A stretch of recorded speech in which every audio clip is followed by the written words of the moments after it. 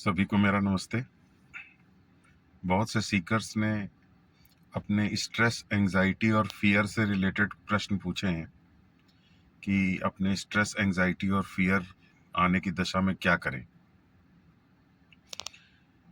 जैसे कोई कहता है कि ऑफिस के अंदर बड़ा स्ट्रेस होता है, ऑफिस के वक्त एंजाइटी होती है, बॉस के सामने बैठने पर एंजाइटी होती है। या किसी ने लिखा है कि नार्सिसिस्ट की मौजूदगी में जो है सडन स्ट्रेस होता है और कंटिन्यूअसली स्ट्रेस बना रहता है। और या फिर जीवन के और तमाम दूसरे पहलुओं के बारे में बातचीत करते वक्त स्ट्रेस और एंजाइटी से रिलेटेड बहुत सारे प्रश्न आते हैं। तो जैसा कि मैं आप लोगों को वीक में एक बार कुछ स्पिरिचुअल टेक्निक्स बताता हूँ, जिन स्पिरिचुअल टेक्निक्स को आप फॉलो करते हैं तो आप अपने स्ट्रेस, एंजाइटी और फियर से रिलेटेड सिचुएशंस में कुछ निश्चित रूप से कर सकते हैं। तो आज भी मैं ऐसी ही एक टेक्निक के बारे में आपको बताना चाहता हूँ।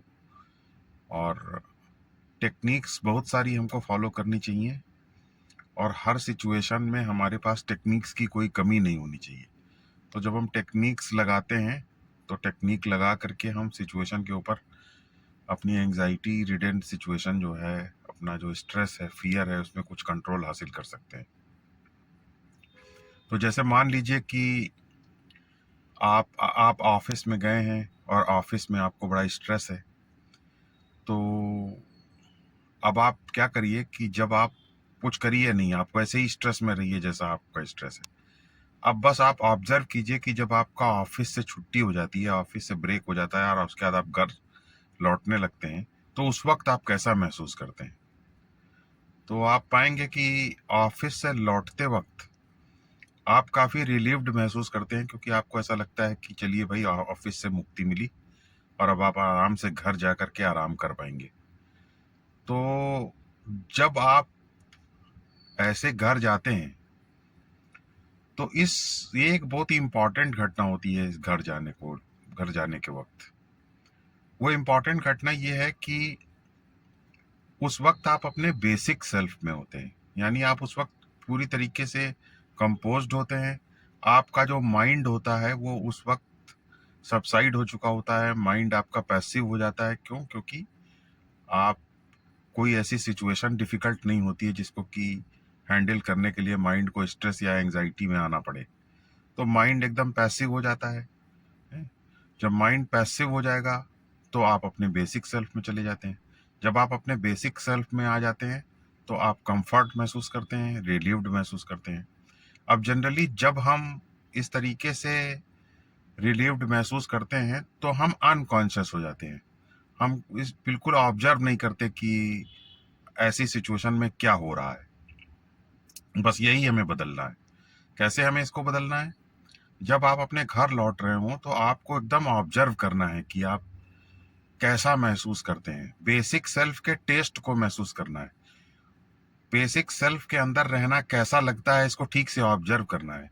जब आप अपने बेसिक सेल्फ को ठीक से ऑब्जर्व कर पाएंगे, आप बेसिक सेल्फ के अंदर जब अपने रहेंगे और देखेंगे कि किस तरीके से आप बेसिक सेल्फ में रह करके रिलैक्स्ड महसूस करते हैं, तो बस फिर वहीं से आपको आपके दिमाग में बेसिक सेल्फ को लेकर के एक मेमोरी डेवलप हो जाएगी। उस मेमोरी को आपको सहेज करके रख लेना है। अब कल जब आप ऑफिस में जाते हैं और वहां आप स्ट्रेस महसूस करते हैं, तो स्ट्रेस के वक्त आपको अपना स्ट्रेस वाला सेल्फ नहीं रखना है, बल्कि ये जो बेसिक सेल्फ था, जो कि घर लौटते वक्त आया था, इस बेसिक सेल्फ को उस वक्त ले आना है। और जब आप बेसिक सेल्फ को ले आएंगे तो आप पाएंगे कि आपके बीच में और स्ट्रेस के बीच में एक डिवीजन क्रिएट हो गया, एक फर्क पैदा हो गया, एक दूरी, एक सेपरेशन पैदा हो गया।